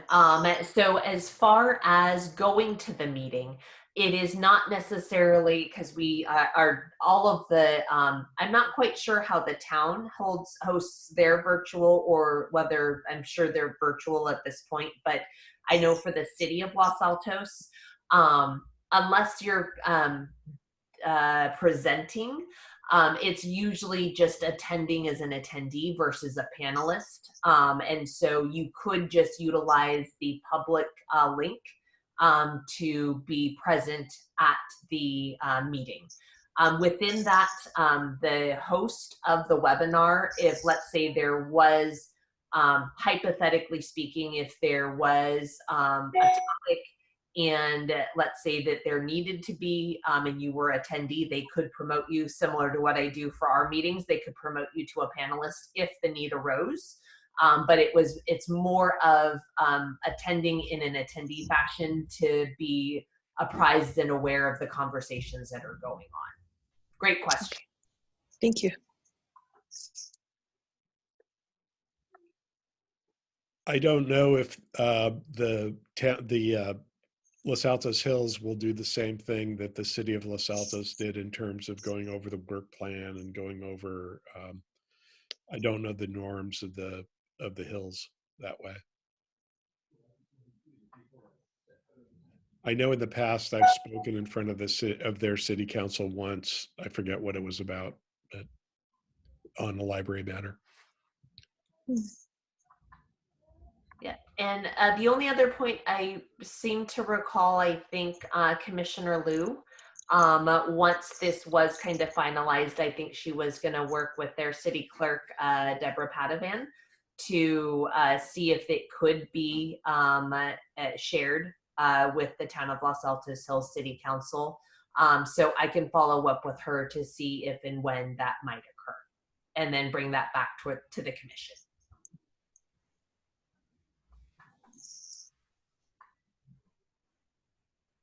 Any other questions about this item from the floor?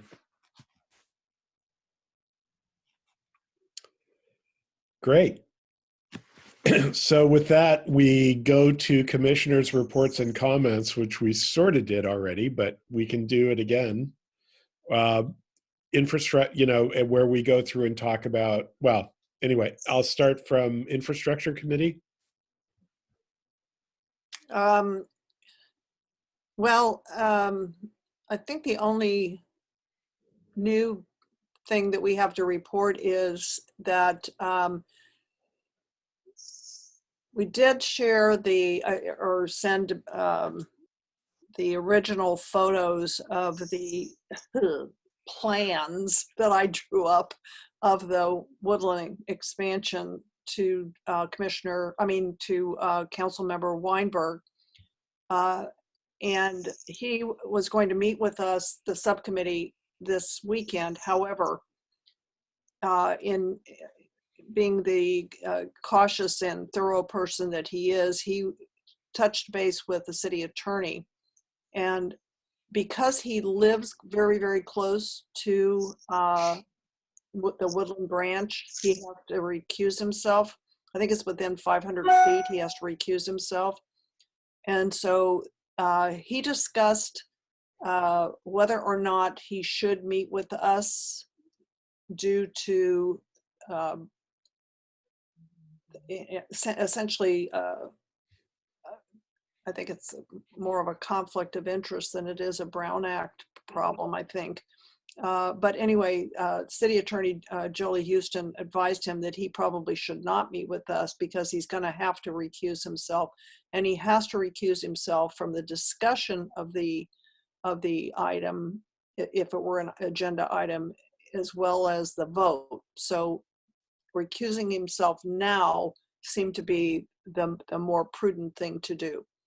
So so we're not meeting with him.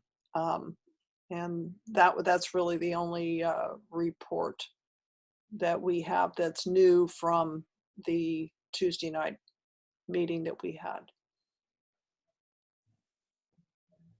Thank you. Mm-hmm. Along those lines, are we going to have a repository for all the reports, memos, all the work product from the subcommittees? Are we going to put those up anywhere? You know, what I think might be helpful, because it is a product of the work plan. What I think might be good, because there would be a reference point with the work plan, and then I can add the supporting documents that are referenced in the work plan to that particular web page.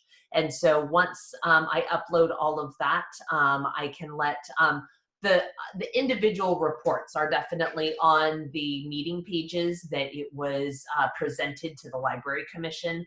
But I think kind of looking at a accumulation of what has been done, the work plan page probably would be the best suggestion that I have, to kind of have the reference of the work plan and then the supporting documents there. So I can do that as kind of I think an information sharing for the work that has currently been done. That would be great. Yeah. I may actually put it up on my website if it gets to that, if there's no objections. And I'll forward that out to you guys, so you can either vote yay or nay, or tell me to cease and desist. But I've got a blog that I've got a website that I've set up, or whatever. I've got something set up where I can put up PDFs that are easily attainable by everybody. So thank you, Freddie. On the services side, Regina, you still any updates? I mean, we're meeting tomorrow.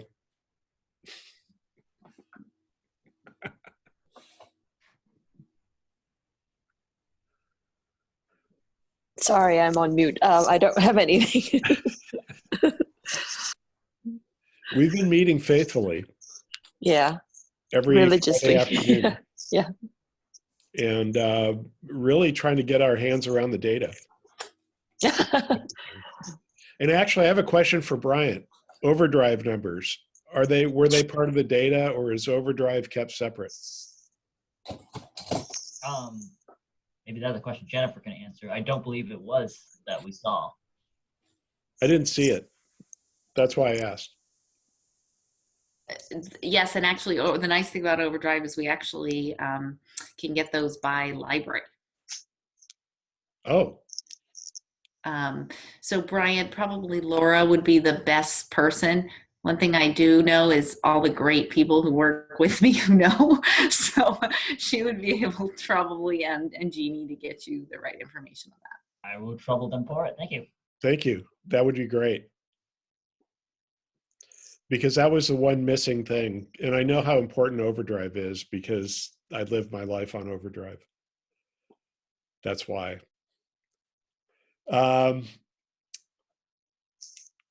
Awareness. Any reports, comments from the awareness committee?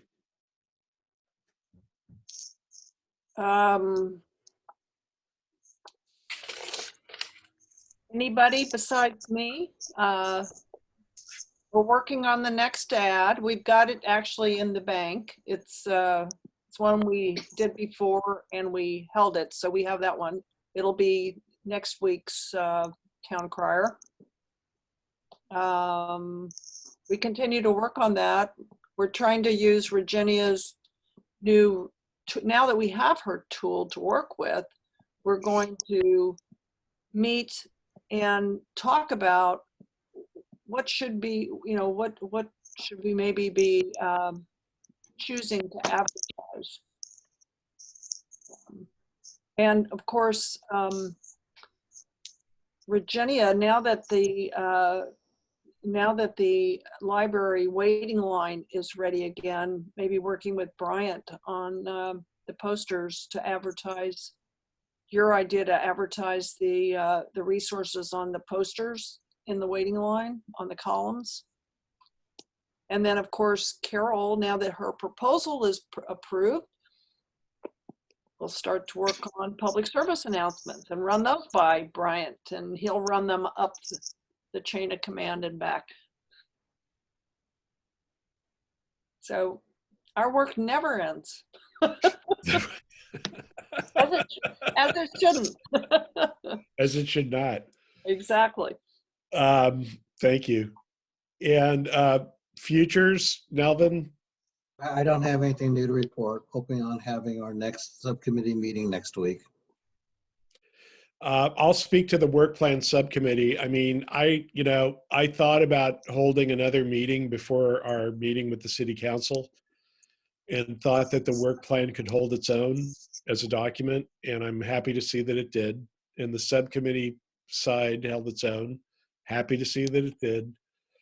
So really on the work plan, if we can keep using it as a document, and we'll see how the Hills reacts to it. I'll need to work with Ying, but I think we're okay. So good. Now, potential future agenda items. I know I had something. I forgot. Somebody must have something. The one thing I wanted to bring up, because this was discussed at a previous meeting, and this might fall under Cindy, but it's kind of a, and I know I gave a little bit of a back history on the redevelopment process, and I know many of the new commissioners wanted to get some background on kind of what work had been done. I provided quite a bit of documentation to the new commissioners, but I know that was something that they talked about just wanting to get a little bit more information on and diving a little bit deeper. So maybe not necessarily March, but maybe we can figure out a future meeting where Cindy might be able to give a background on that one. That would be delighted to do that. That I agree. So I move we put Cindy on the future agenda. And I can work with Cindy on when that timing might happen. I thought we had, I'm looking back at the our old minutes that we approved real quick. No, that's right. The library redev, I mean, that's it. The work plan, and we had mentioned it, the library redevelopment project history as being a future agenda item already for Cindy. Jamie, Anything? Oh, sorry. Go ahead, Freddie. Jamie, can I ask, this is a process question, so in order for the two proposals, Virginia's proposal about the signs in the waiting, the posters in the waiting line, and then Carol's proposal for PSAs, which just got passed tonight. In order for us to work with the county, do you need to send that formally to the county for them to, I don't know, do what with, but I know, for example, the noise abatement proposal that the commission approved. That went to the county. The county actually has to do something. They have to actually act on that proposal. But these two proposals, I mean, do you need to send those to the county in some formal way, or how does that work? And Jennifer, you maybe can help weigh in too. I don't know. Now, in the past, and I can, and definitely open process-wise, but I've usually just shared the documents that actually go up on the city's website, so that your actual written memo is what I usually forward. I don't know, and actually that's maybe a great question for county staff, if there is something maybe different or process of who I send that to. The one thing I will say, I've expanded who is included. I think a whole plethora of county staff is included in all the notifications that I send out as well. So if there's anyone additional that I need to send that information to, I'm happy to adjust to make sure it gets into the right person's hands.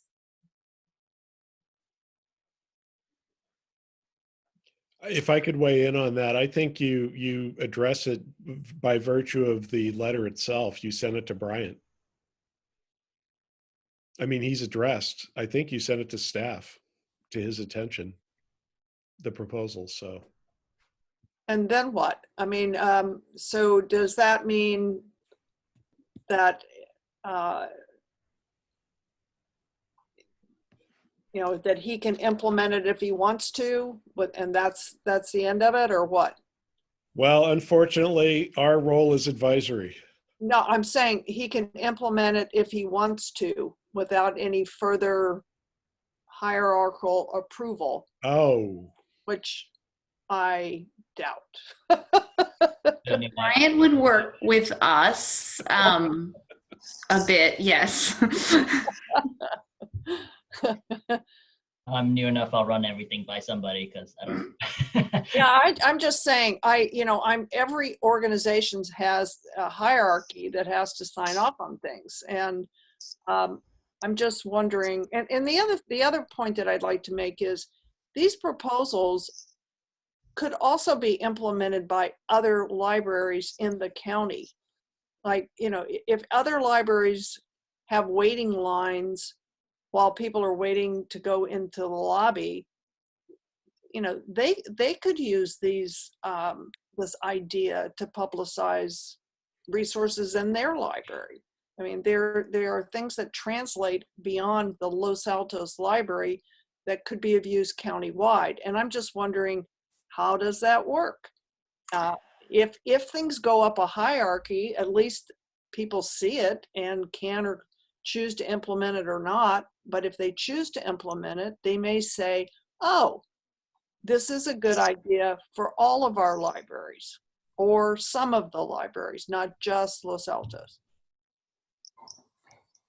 Would you like me to address it, Freddie? Yes. So what I say goes, no. So what happens is, no. Clarity, help. No. So thank you very much. Absolutely. So we do have this opportunity as a district, and you know, Bryant works very collaboratively with his group of community librarians right now. So there's certainly that group, and they are always very much interacting about what's happening kind of in library environments and how they can best bring forward. So the deputy county librarian, who right now is acting manager, Steve Fitzgerald, is the one who oversees all the community librarian development and services. And so he would be working directly with our community librarians to, as you said, you know, where there are, this has been the one very positive thing we've noted throughout this year, is that we can and do things better together.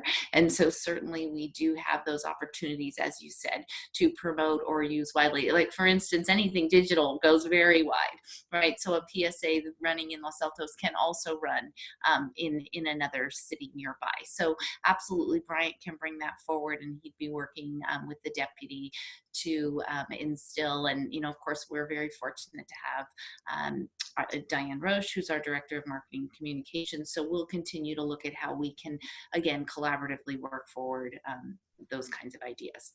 Does that help? It does help. Thank you. Thank you. I would ask the same question after Saturday. I mean, the same, like after the Saturday show, or not show, but our event will be, I mean, it's really good. It opened my mind up after after attending last year. Good. Well, with that, are any other comments before we adjourn? With that, a big thank you to Councilmember Meadows for sticking it out with us, and Catherine, welcome back in video. Thank you all. And thank you all, and thank you for being there for the city. And thank you for your devotion in doing what you do, because, you know, it does matter. At the end of the day, what we do does matter. So keep that in mind. And we will see you on Saturday, hopefully. Maybe there'll be a big wall of friends and library commissioners. I'm sure it'll be a very interesting technical show. So And thank you very much. Jennifer and Bryant for sticking it out throughout the entire meeting too. All the meetings that they stick it out at. Exactly. You know, Bryant goes to, I don't know how many subcommittee meetings, but he goes to all the ones that I'm involved in, as well as this. So it's amazing. We will see him tomorrow. Yes. See some of you tomorrow, and some of He's you looking so forward to it. With this, I better formally adjourn this meeting, because last time I did not formally adjourn. So we've been meeting for the last month. You're at odds with yourself with no gavel. All right. All right. So Bye. with All. that, we adjourn. Good night. Thank Take care. you. Bye-bye. Bye. Love your cat, Nelvin. Oh, yeah, he's quite an attention hog. He's beautiful. An amazing cat.